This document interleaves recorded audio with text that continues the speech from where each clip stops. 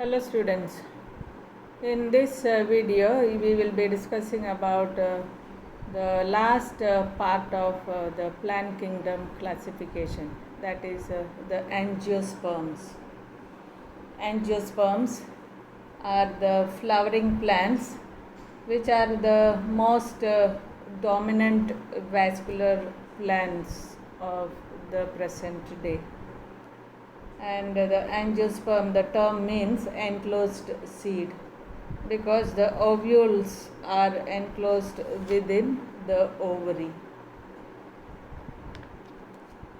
Now, angiosperms they grow in almost every kind of habitats. Some grow in the hilly regions at high altitudes. Some are found in the polar regions. Some flowering plants are seen blooming even in the deserts. Soon after the rainy season also you will find this kind of flowering plants in the deserts. Some flowering plants occur in the shallow seas, and there are various epiphytic plants which are the orchids. They are also angiosperms. Now the angiospermous plants, they do have all well developed root, stem and the leaves, and they have well developed vascular tissue also. So the xylem and phloem are there in different groups, or we can say xylem groups and phloem groups are present in the angiosperms as the vascular tissue. Now there are two types of angiosperms depending on the amount of cotyledons present, monocotyledons and dicotyledons, or monocots and dicots. Now from the leaf, the structure itself, we can study about the angiosperms. Some of these plants, they show reticulate venation, the arrangement of veins on the leaves, reticulate venation. That is a characteristic of the dicotyledonous plants, and you will find the veins arranged in a parallel manner, which is called parallel venation, that you will find in the monocotyledonous plants. These angiosperms produce flowers, and which are normally consisting of four whorls of appendages. Alright, four whorls of appendages: the calyx, corolla, the androecium and the gynoecium. The calyx are made of the sepals, the corolla is made of petals, and the next two whorls, the androecium, is the male reproductive part made of the stamens or the microsporophylls, and the anthers are produced in the stamens, and the anthers contain the pollen grains, and the carpels or the pistils are the megasporophylls or the female reproductive part, and the pistil encloses the ovules, and the ovules become the seeds, and the wall of the ovary becomes the fruit also. Now, the most important characteristics of the angiosperms is the double fertilization. The male gamete, which is present in the pollen grain, is fusing with the egg cell, and as well as the nuclei, PEN, the endosperm nuclei. So two kinds of fusions are happening. So when you study the structure of the embryo sac, you will understand the embryo sac is having 8 cells. So the 8 cells are arranged in 3 groups, 3 plus 3 plus 2. So at the micropylar end, you will find one egg cell which is surrounded by 2 synergids, and on the opposite side you will find 3 antipodal cells, and in the middle region you will find two polar nuclei, and the polar nuclei, two of them are there, they fuse together becoming a secondary nucleus which is diploid. Now, after pollination, when the pollen grain falls on the stigma and there it germinates, and the male gametes finally reaches the embryo sac, and in the pollen tube there would be two male nuclei or male gametes, and one of the male gametes will be fusing with the egg cell which is along with the synergids at the micropylar region. So that egg cell is fertilized by one of the male gametes, and the second male gamete fuses with the secondary nucleus.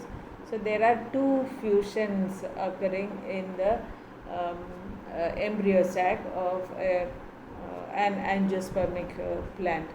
So these two fusions together is called as double fertilization.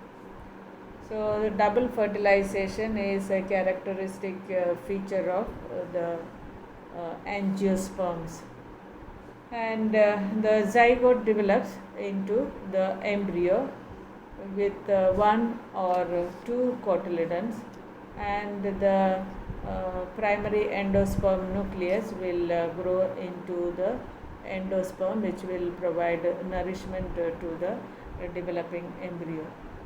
The synergids and the antipodal cells degenerate after fertilization, and during these events the ovules develop into the seeds and the ovaries develop into the fruit.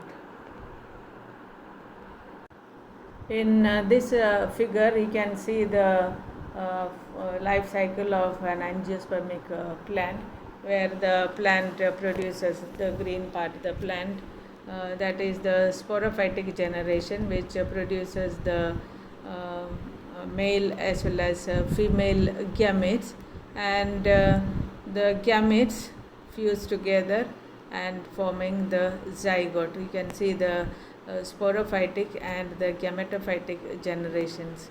So from the sporophyte the gametes are formed, and the gametes as they develop and finally they mature, and they the male gametes will fuse with the egg in the embryo sac.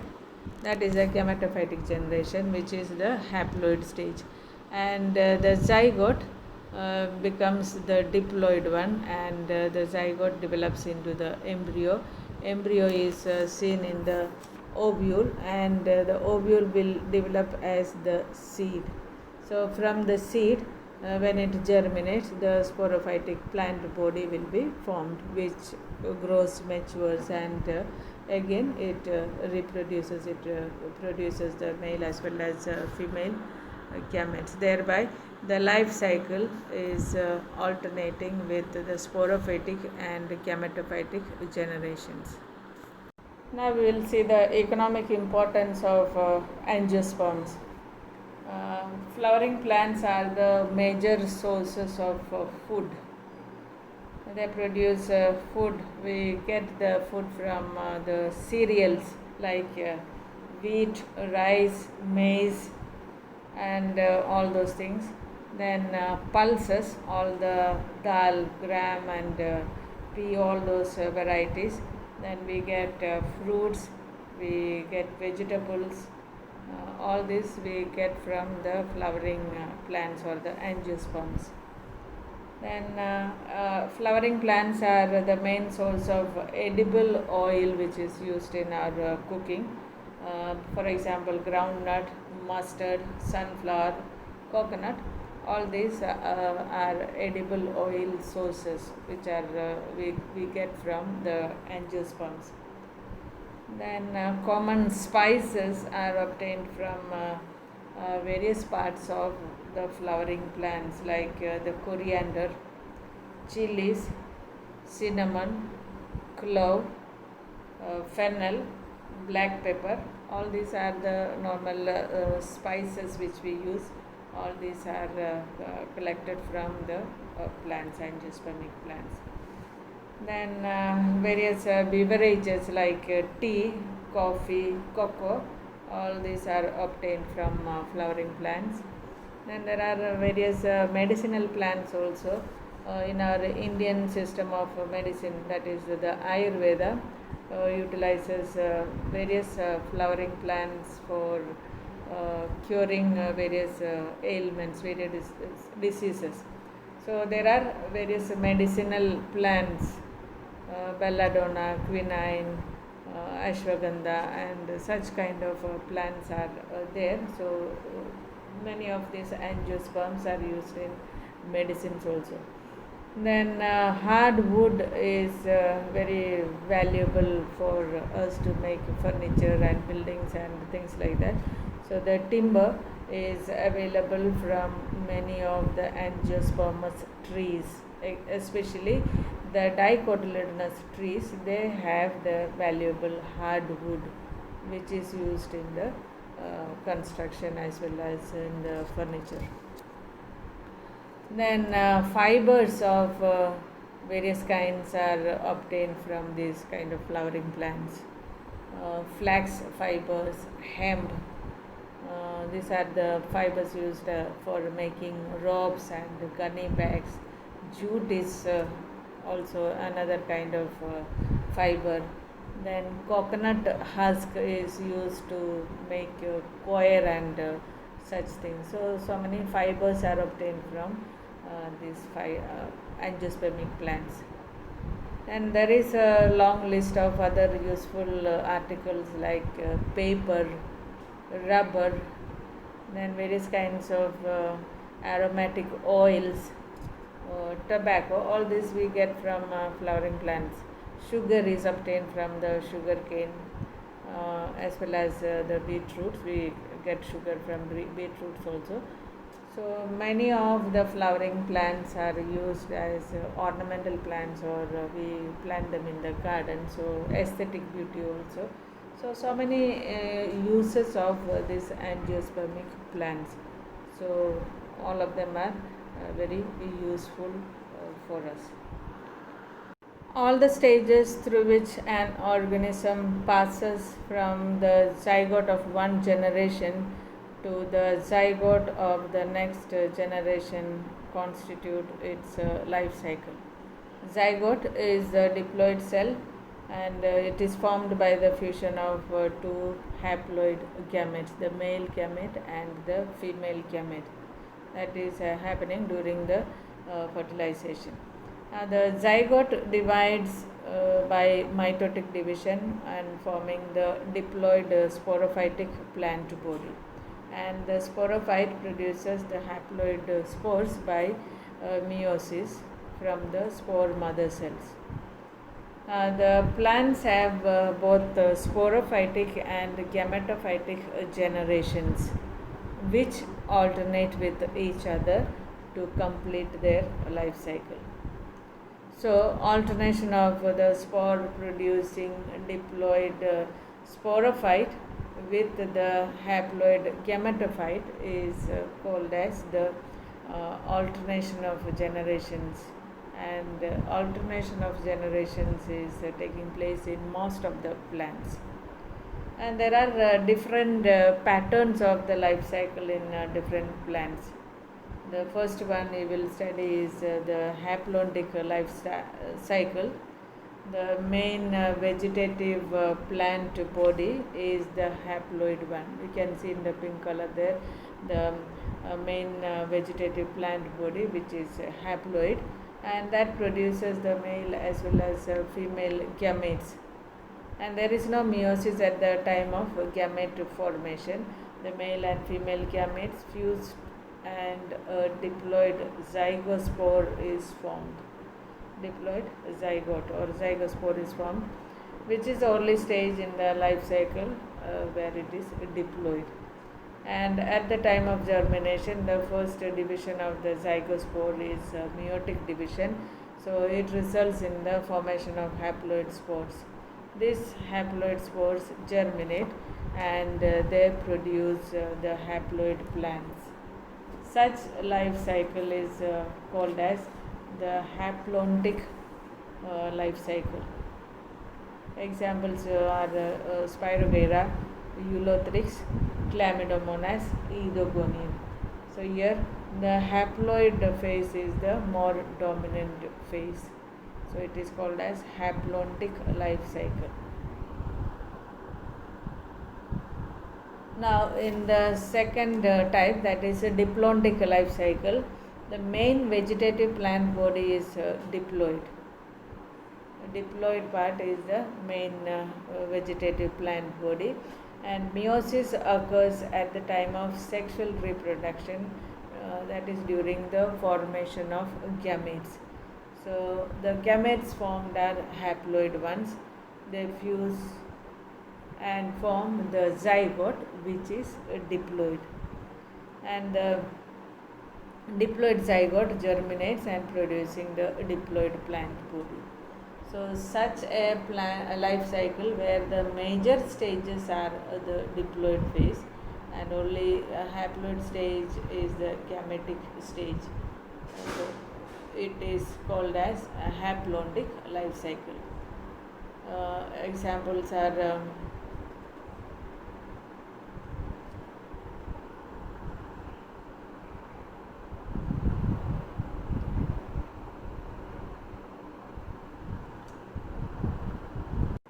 next topic is the plant life cycles, alternation of generations.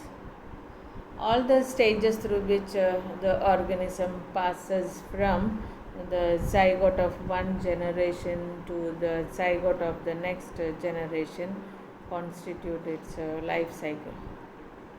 You know that zygote is the diploid cell, and zygote is formed by the fusion of two haploid gametes, male and female gametes, and the process is called as fertilization. Now the zygote divides by mitosis and form the diploid sporophytic plant body, and the sporophyte produces haploid spores by meiosis. The plants have both sporophytic and gametophytic generations, which alternate with each other to complete their life cycle. So alternation of spore producing diploid sporophyte with the haploid gametophyte is called alternation of generations, and this alternation of generations take place in most of the plants. There are different patterns of life cycle in different plants. The first one is the haplontic life cycle. Here the main vegetative plant body is the haploid one, and it produces male and female gametes. So gametophytic plant body which produces male and female gametes, and there is no meiosis at the time of gamete formation, and the male and female gametes fuse and form a diploid zygospore, and the zygospore is the only stage in the life cycle which is diploid. And at the time of germination, the first division of the zygospore is taking place as meiosis, and that results in the formation of haploid spores, and these haploid spores germinate and they produce haploid plants. So such a life cycle is called as haplontic life cycle. This haplontic life cycle you will find in Spirogyra, Eulothrix, Chlamydomonas, Edogonium. Then the next is, or the second type is diplontic life cycle. Here the main vegetative plant body is diploid. Meiosis occurs at the time of sexual reproduction during the formation of gametes. The gametes formed are the haploid ones, and they fuse together and form a diploid zygote. The diploid zygote germinates and it will produce diploid plant body. So such a life cycle where the major stages are diploid, and only the haploid stage is the gametic stage. So such a life cycle is called diplontic life cycle. Examples you will find in gymnosperms, angiosperms, sargassum, fucus.